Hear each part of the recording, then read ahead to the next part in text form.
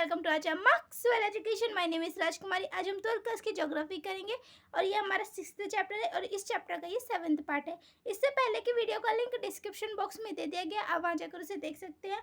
आप इस चैनल को सब्सक्राइब करके बेल आइकन पर क्लिक कर दीजिए ताकि आने वाली वीडियो की नोटिफिकेशन आपको मिल सके और आप उसे अच्छे से देख सके। तो इस चैप्टर का नाम है द्वितीयक क्रियाएं और आज हम बात करेंगे लौह इस्पात उद्योग की यानी आयरन स्टील इंडस्ट्री के बारे में।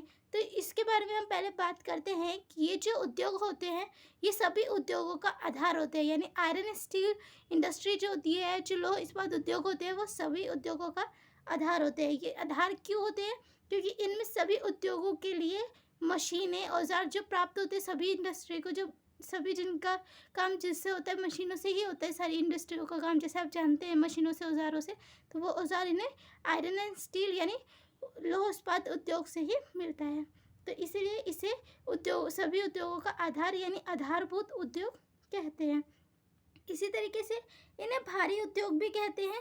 भारी उद्योग इसलिए कहते हैं क्योंकि इनका जो कच्चा माल जिसका ये यूज़ करते हैं वो भारी होता है और तो और जो वो उत्पादन करते हैं वो भी भारी होते हैं। जैसे वो मशीनें जो बनाते हैं, औजार जो बनाते हैं वो भारी होते हैं, हैवी होते हैं। तो आई होप आपको ये समझ आया हो कि सिर्फ आधारभूत उद्योग और भारी उद्योग क्यों कहते हैं। अब हम जानते हैं कि लोहा इस्पात उद्योग में इस्पात कैसे बनता है, किस प्रकार से इसकी प्रक्रिया, अब हम इसे समझते हैं। तो जैसा कि आप अपनी स्क्रीन पर देख पा रहे होंगे, इसमें पहले क्या होता है, लोहा इस्पात जो उद्योग होते हैं इनमें पहले लोहा अयस्क को चूना पत्थर के साथ और कार्बन के साथ मिलाकर झोंका भट्टी में डाला जाता है जिसका टेम्परेचर बहुत हाई होता है। फिर वो जो चूना पत्थर और ये कार्बन को जो मिलाकर लोहा इसको डालते हैं वो बाद में पिघल जाता है और वो जो पिघल कर ठंडा हो जाता है तो उसे कहते हैं कच्चा लोहा। और कच्चे लोहे में ये लोग मैग्नीज मिलाते हैं, मैग्नीज मिला के ये इस्पात यानी कि स्टील बन जाता है। आई होप आपको ये समझ आया हो। अब हम आगे बात करते हैं। अब हम बात करते हैं कि ये जो इंडस्ट्रीज़ हैं ये कहाँ पर किन क्षेत्रों में लगाई जाती हैं मोस्टली। तो ये इंडस्ट्री जो होती है, भारी इस्पात उद्योग जो होते हैं ये कच्चे माल के पास लगाए जाते हैं, यानी कि ये ऐसी जगह लगाए जाते हैं जहाँ से इन्हें कच्चा माल मिल सके। कच्चा माल जैसे कि आपने अभी देखा मैग्नीज हो गया, चूना पत्थर हो गया या फिर कार्बन कोयला, ये सब जहाँ उनको मिल जाता है ये इंडस्ट्रीज़ उद्योग वहीं पर होते हैं। या फिर ये ऐसी जगह पर होते हैं जहाँ पर इन्हें कच्चा माल आसानी से इनके पास पहुँच सके, जैसे कि पतन के पास, पॉट के पास। आई होप आपको ये समझ आया। अब हम जानते हैं कि छोटे इस्पात कारखाने जिनमें निर्माण और प्रचलन कम महंगा होता है, इसके बारे में जानते हैं। छोटा इस्पात कारखाने के बारे में जानते हैं तो इनमें निर्माण और प्रचलन कम महंगा होता है। और ये जैसे कि आपने ऊपर पढ़ा कि लौह इस्पात उद्योग है, इसमें क्या होता है कि जो कच्चा माल होता है उसी के पास इंडस्ट्री लगा दी जाती है, ठीक है। लेकिन यहाँ पर क्या होता है, छोटे इस्पात कारखाने में होता है कि बाज़ार के पास ही उद्योगों को, कारखानों को लगाया जाता है। बाज़ार के पास ही, बाज़ार के पास क्यों लगाया जाता है? क्योंकि कच्चे माल के रूप में इन्हें रद्दी धातु बाज़ार से ही मिल जाती है। आई होप आपको ये समझ आया। हम आगे बात करते हैं इसमें।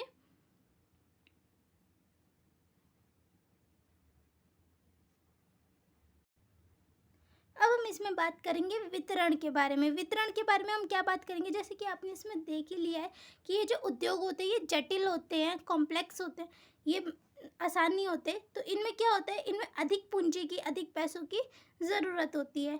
तो जो ज़रूरत होती है तो इनको कहाँ पे ये ज़्यादा लगेंगे होंगे, जहाँ इन्हें पैसे आसानी से मिल जाएंगे। ये उद्योग वहीं पे चल पाएंगे जहाँ पे इनकी जो मांग है वो पूरी हो पाएगी। तो वो कौन से देश है, वो विकसित देश होते हैं, यानी विकसित देश में केंद्रीकृत होते हैं। तो ऐसे कौन से देश है जहाँ पर आयरन स्टील इंडस्ट्री जो होती है, यानी जो लौह इस्पात उद्योग होता है वो कौन कौन से देश में होता है? तो उत्तरी अमेरिका में होता है, यूरोप में होता है और एशिया में होता है।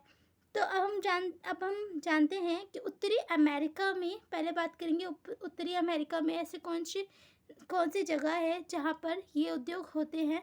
तो उनमें है, सबसे पहले है उत्तर अल्पेशिया प्रदेश यानी पिट्सबर्ग, इसमें ये उद्योग हैं। और इन उद्योगों में, इस जगह पर पिट्सबर्ग को जंग का कटोरा भी कहा जाता है।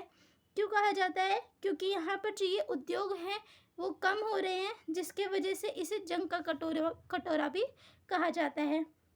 इसी तरीके से महान झील के पास भी उत्तरी अमेरिका में ही महान झील के क्षेत्र में शिकागो में गेरी, इरी, क्लीवलैंड, लॉरेन और ड्यूलूथ भी है।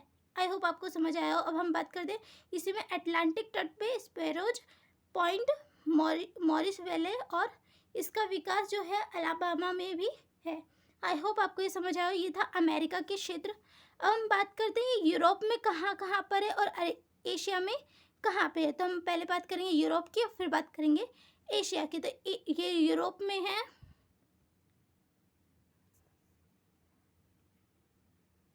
ये यूरोप में किस जगह पे है? तो यूरोप में है ये ग्रेट ब्रिटेन में है, जर्मनी में है, बेल्जियम में है, लग्जमबर्ग में है, नीदरलैंड में है और सोवियत संघ में है। तो सबसे पहले हम बात करते हैं कि ग्रेट ब्रिटेन में किस जगह पे। जैसे आपने देखा यूरोप में ग्रेट ब्रिटेन में, तो ग्रेट ब्रिटेन के अंदर किस जगह में है? तो बर्मिंघम में है और रॉफील्ड में है। किस में है? आई होप आपको ये समझ है। अब बात करते हैं जर्मनी में है। आई होप आपको ये समझ आया कि ग्रेट ब्रिटेन में कहाँ पे है। बर्मिंघम में है और शेफील्ड में है। अब हम बात करते हैं जर्मनी में कहाँ पे है। तो डुइसबर्ग में है, डोरटमुंड में है, डूसुलडोर्फ में है और एसेन में है। और इसी तरीके से फ्रांस में ये है, ली क्रियोसॉट में है और सेंट इटिनी में है। और सोवियत संघ में है ये, मास्को में है, सेंट पीटर्सबर्ग में है और लिपेटस्क और तुला में है। यूक्रेन में है ये, क्रिबोई में, रोंग में और दोनेत्स्क में है। एशिया में है ये। अब हम एशिया की बात करते हैं तो एशिया के किन स्थानों पर है ये? जापान में है ये, नागासाकी में, टोक्यो में और योकोहामा में। चीन में है ये, संघाई में, तियन में है और वुहान में। अब हम भारत की बात करते हैं कि कहाँ भारत में ये कहाँ पर है। तो अब ये भारत की बात करें तो ये भारत में है जमशेदपुर, कुल्टी, बुरहानपुर, दुर्गापुर, भिलाई, बोकारो, सलेम, विशाखापट्टनम और भद्रावती। आई होप आपको ये समझ आया हो। अगर आपको ये समझ आया हो और आपको ये वीडियो अच्छी लगी हो तो आप इसे लाइक, कमेंट और ज़्यादा से ज़्यादा शेयर कर दीजिए। आप इस चैनल को सब्सक्राइब करके बेल आइकन के ऊपर क्लिक कर दीजिए ताकि आने वाली वीडियो की नोटिफिकेशन आपको मिल सके। Thanks for watching this video.